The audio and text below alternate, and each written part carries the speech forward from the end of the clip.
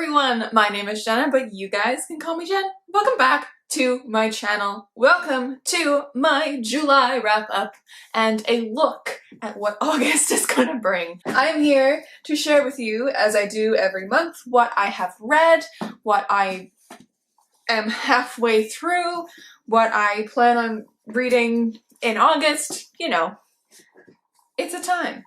It is currently July 28th today, so there's still a few days left of July where I probably will be finishing a few more books, but I will be talking about those books that I'm currently reading at the end of this video going into my August TBR. But just so you know, there are a few books that I plan on reading and plan on finishing before the end of July, but I figured why not film this now, because it's a lovely day outside, I'm here, and I like talking to you guys, so. Alright friends, so in the month of July, I read 10 books, which is very good. It is the same amount of books that I read in June, which is interesting. But I do plan on, as I said, probably finishing one more book at least. So then it'll be 11. So we'll say 11 books in July. But this month was also the month of the reading rush. And if you missed my 2 vlogs on that, they are on my channel, so you can watch those if you like. I have commented on the reading rush in my last vlog, so take that as you will. But I still read these books this month, so I want to talk about them. At the beginning of the month, like literally the first day of the month, I finished up 2 books. I finished up The Lightning Thief by Rick Riordan, which I was reading in the month of June for a video and for my own, like, you know, enjoyment, because I love Percy Jackson so much, as you guys know, and it was really fun. I read this for my Plan With Me video. I also finished my book club pick for that month with my friends, which was Mansfield Park, which I gave 4.5 stars. This, by the way, 5 stars, obviously, love it. This is an interesting Austen. I am planning on doing a video where I rank my Austens, like by favorites. I just have to reread 2 of them because it's been a while since I've read them, just so that they're fresh in my head. But now that I've read all of her finished works, I would like to rank her novels, possibly including Lady Susan, because that one was great. But I'm planning on doing that eventually, so watch out for that. And I absolutely adore Jane Austen so much. She is one of my favorite authors of all time. This one I really enjoyed. I went into it with really low expectations because literally everybody and their mother says that this is their least favorite Jane Austen because they hate Fanny Price or they just don't like it. And I was like, great. I'm going in with super low expectations and I loved this one. It is so good. Anyways, I will save my discussion for this. The next book that I read in the month of July was A Song Below Water by Bethany C. Morrow. This is a really recent release. I ordered it online through my local bookstore and it like came in early July, and I picked it up and I read it right away because I was really excited about this book. And I ended up giving it 3.5 stars, and upon like reflection I feel like it's almost more of a 3-star for me, but it's fine, we'll keep it at 3.5 star because it was entertaining and it did a lot of stuff really well, but it didn't do the fantasy aspects, which is what is promised in the story. I don't think it was very well done because it had so much promise at the beginning, because this is a story about how like it's basically set in our world but an alternate universe where sirens and mythical creatures like that exist and are known and are part of the society. So there is, I can't remember the name of the creature, but there's a type of creature that is accepted that a bunch of people, like any race, any kind of person, any gender, can be. And then there are sirens, which only Black women can be. And sirens are the ones that are persecuted and aren't welcomed. So it brings in the Black Lives Matter movement, which it did really well. It brought in so many aspects of like real world contemporary that we live in today. And that it did very well. I think it would have been so much better as a contemporary novel myself instead of bringing in the mythical creature aspects, because by the end of it, it got to be too much. It was too confusing for me anyways. The writing style was a little strange and at times I was quite lost, and I just I don't know. It was entertaining, and I think you guys should pick it up if you're interested in a fantasy that bridges into the real world more and tackles issues like this. And I don't know, like, I think it's her debut, Bethany C. Morrow's debut, if I am mistaken. I don't know. Okay, no, she's got another piece of work called Mem. I'm not sure if that's a short story collection or another book, but I think that her work is something to watch because there is potential in this. I just wanted more from this one. So that's really all I can say about it. Just I wanted more from it. I wanted it to be a little bit more polished, and I wanted more mermaids, and we didn't get any mermaids. I was promised mermaids, we didn't get any mermaids. It was very sad, but anyways. The next book is one that I have been looking forward to for so long, and that is The Last Wish by Andrzej Sapkowski. This is the first book in the Witcher series. This is the, like, I don't want to say short stories because it is like a bunch of stories chronicling the beginning of The Witcher, but it's knit together with one narrative, so it's like almost a short story collection, but not really, because it all links to, I don't know, it all links together, whatever. This is basically exactly like the TV show where you get all of Geralt and Jaskier and Yennefer's like backstory. Actually, you don't get any of Yennefer's backstory. This is exclusively Geralt, but you see Yennefer, you meet Yennefer at least. This is like the precursor to the novels that Andrzej Sapkowski has written in the Witcher series, but I really liked this. I gave this 4.5 stars because it felt like I was watching the TV show and it was just so good, and I really enjoyed seeing a lot of what Andrzej Sapkowski did with the actual stories, because a lot of them, the way they are written is really hard to film. So it was really interesting to see how the show took these stories and changed them a little bit. So I suggest you pick these up if you're at all interested in The Witcher. Then I picked up a middle grade. I picked up The Stormrunner by J.C. Cervantes. I absolutely loved this one. So this is one of the books that are part of the Rick Riordan Presents imprint with Disney Hyperion, and this is about Maya myth. So it is set in New Mexico. We have Zane, who is our lovely main character. He was born with a shorter leg, one shorter leg that has now like given him a limp, and he has to walk around with a cane. His one leg is just not, it hasn't caught up to the other one, and his foot is smaller, so he's starts off with this hindrance in his life. But he has made do, and he is homeschooled, but at the very beginning of this, he is told by his mom that he is going back to school, and he's like, oh no, I don't want to, because, you know, kids are the worst, and they bullied the hell out of him. But what's really cool is that Zane has his own volcano in his backyard. There's literally a volcano in his backyard.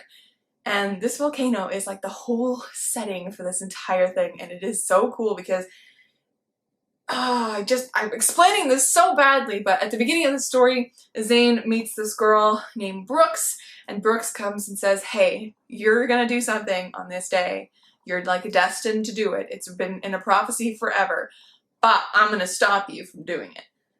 And of course, when you try to mess with fate, it happens anyway. So Zane, it happens anyway. Zane does the thing he's destined to do, and he wakes up this big bad god, Apooch, and he like accidentally makes a deal with Apooch and then spends the rest of the book trying to figure out how to defeat him and like get out of this deal, basically.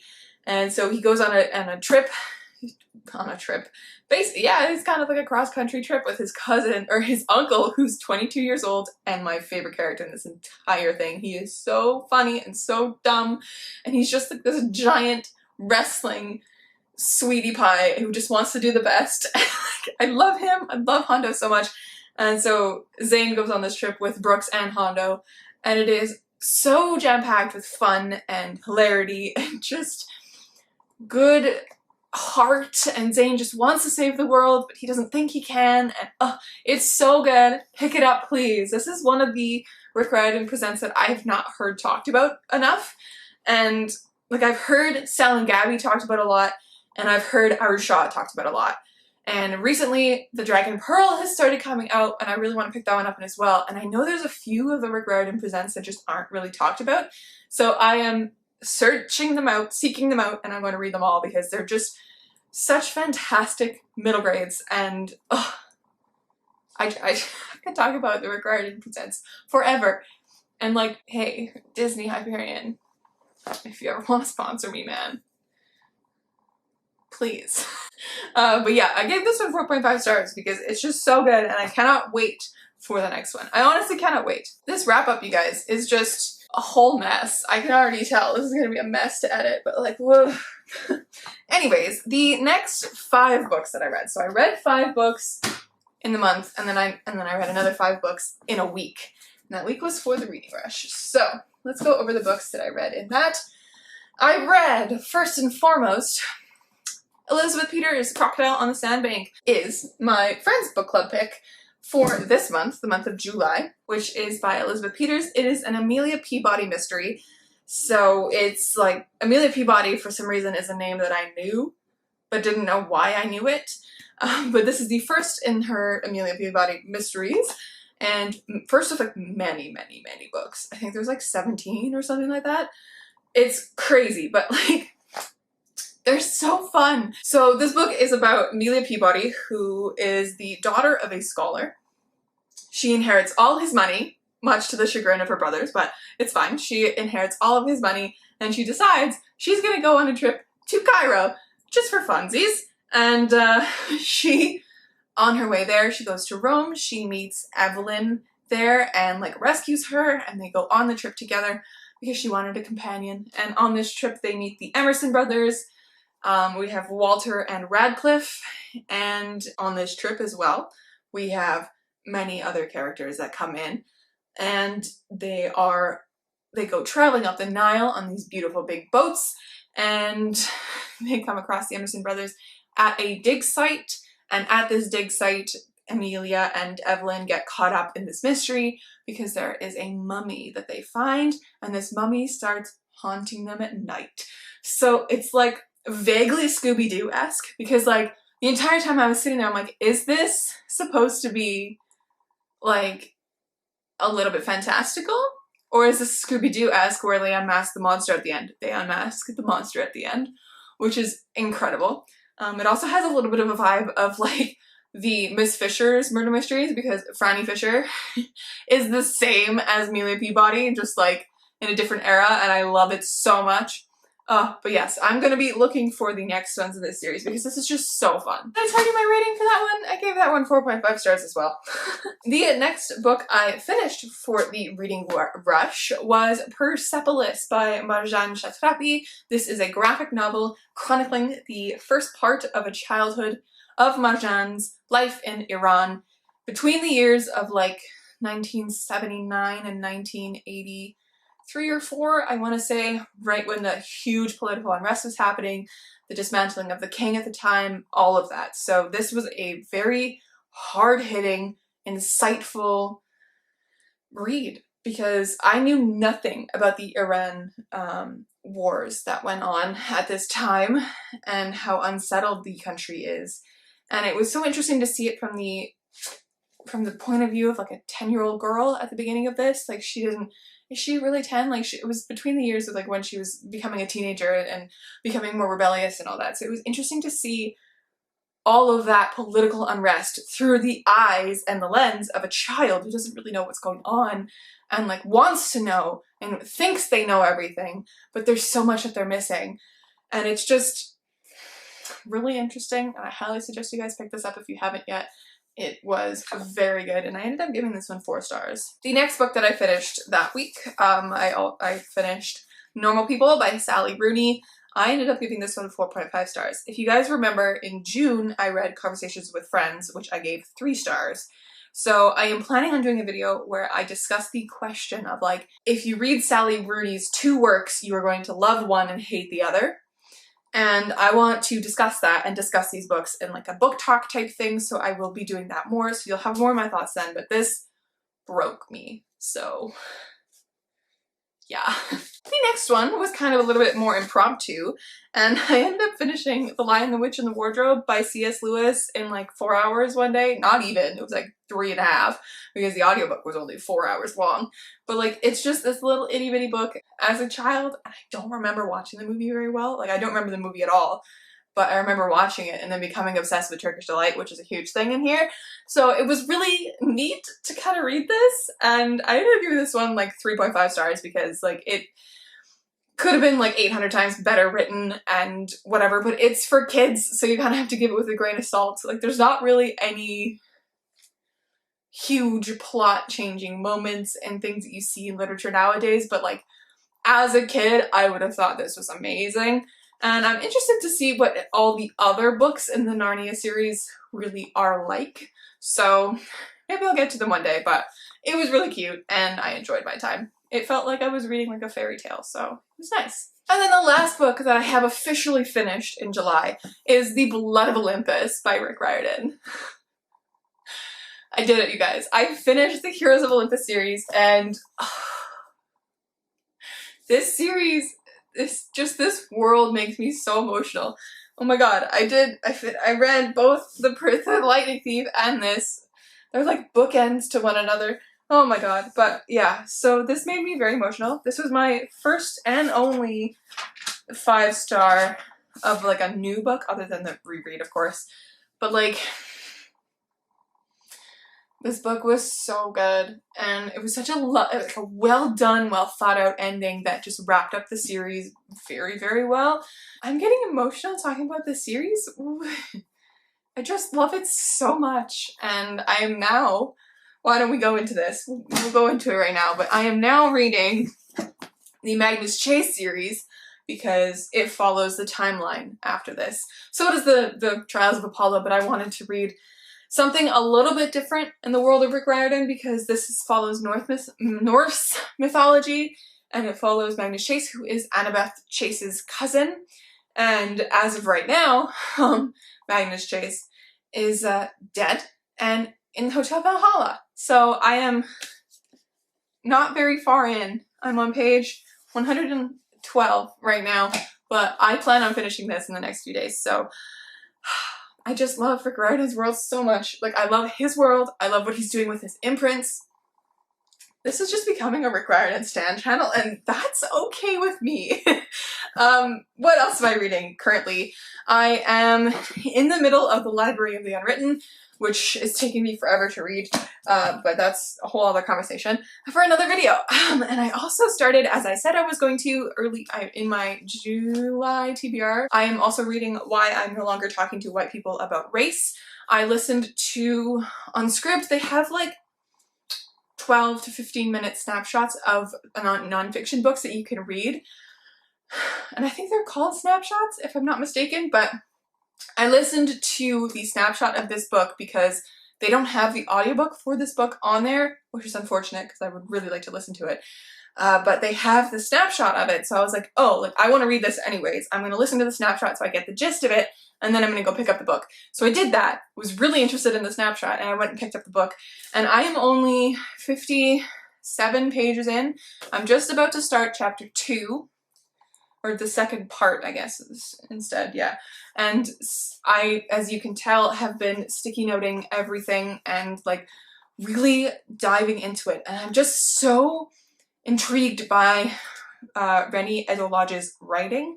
It is so like just encapsulating. And the part that I just read was the histories. It's the histories of Blackness and racism in Britain. And so like she discusses so much that I didn't know, A, because I don't live in Britain, and B, because it's just not discussed. So in reading this, I have now gone on to like research books and more avenues for Canadian specific race issues, and I'm going to be definitely resourcing them out. This is just making me want to learn more about my own country because, as we all know, public schools don't teach us anything that we should know. So there is that. Okay, so besides those 3 books that I'm currently reading right now, let's get into the books that I want to read in August. I have 5 books here that I want to read in August. And I have also a TBR coming for a readathon that's happening in August, I believe from the 10th to the 19th. It is called Diversify Your Shelves Readathon, and it has like a bingo board. I will put an image here so you can see. I will also tag the creators' Twitter down below so that you can see all their content, so you can also join in.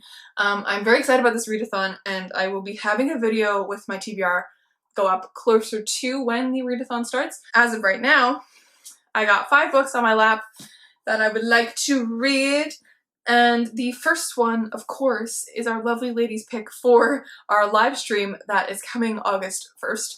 I haven't read this yet. I need to read this week, but I'm going to be reading it as soon as possible. And that is Take a Hint, Danny Brown by Talia Hibbert. I've talked about this so much on my channel, but I am so excited to read this book. It's the second of the Brown Sisters compendium that Talia Hibbert is doing, and I'm just out of this world excited for this. And I'm going to be starting it in the next few days. Not only because I have to, because I really want to. Besides that, I have 4 books here that I'm going to be reading in August. 2 of them are by the same author. They are by Sarah Sutton, a lovely friend of mine here on YouTube. What Are Friends For? And Out of My League are her 2 books currently out, and I would love to get to these very early on in August so I can read them and review them and just love them, you know? And I have a middle grade as well, Pages & Co., The Tilly and the Book Wanderers by Anna James.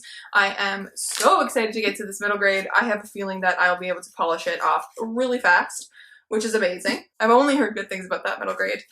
And I think one of my most anticipated reads for August is this one in my hands right now. And it is The Lovely War by Julie Berry. You guys, I'm so excited to read this one. I don't even know. All I know is it's like a historical fiction kind of fantasy because it has Aphrodite and Ares in it, and it follows 4 couples around the World Wars? Yeah, World Wars 1 and 2. The gods held the fates and the hearts of 4 mortals in their hands. So I'm just ready to have my heart shattered. But yes, that's all I have for you guys today. Thank you so much for watching. I really hope you enjoyed my little July wrap-up. Let me know down below what your favorite read of July was. I think my favorite read, there was so many that I just loved, like Crocodile and the Salmon, The Storm Runner, and Blood of Olympus, I think, were my tops. And then the Mansfield Park was such a surprise, but it was just a good reading month, and I can't wait to see what August holds for me. Make sure to like, comment, and subscribe. It really helps out my channel. Join my little corner booktube here, and I will catch you in another video soon. Stay kind and keep on reading.